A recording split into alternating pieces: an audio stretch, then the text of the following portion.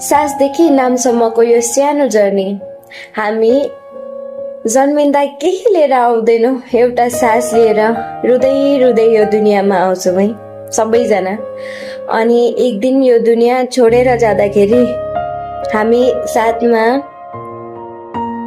केही हुँदैन, बस एउटा नाम मात्र बाँकी हुन्छ, जस्तै कि अर्पिता।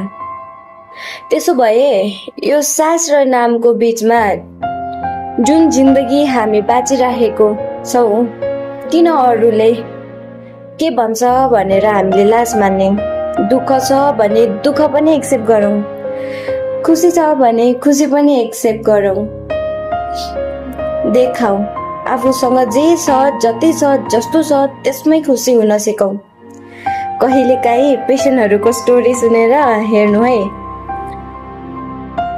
कसैको लागि नर्मल भात खानु पनि ठुलो ह्याप्पिनेस हुन्छ, कसैको लागि हेल्दी बडी नै सबैभन्दा ठुलो ब्लेसिङ हुन्छ। अनि हामी चाहिँ सानो सानो कुरामा आफूलाई कम्पेयर गर्छौँ, जस्तै कि म मोटी छु भनेर। आफूलाई कमजोर सम्झेर आफ्नो लाइफ नै इन्जोय गर्न बिर्सिन्छौँ सबैजना। लाइफ पर्फेक्ट हुनु पर्दैन, लाइफ रियल हुनुपर्छ। जस्तो छ त्यस्तै, जति सक्छौ राम्रो गर, जति छ त्यसमै ग्रेटफुल हौ। दुःख सुख जस्तो छ आफ्नो लाइफलाई आफ्नै तरिकाले प्रेजेन्ट गर्न कहिले पनि लाज मान्नु हुँदैन। किनभने सास आउँदा हामी रुँदै रुँदै आएको हुन्छौँ, नाम छोडेर जान्छौँ।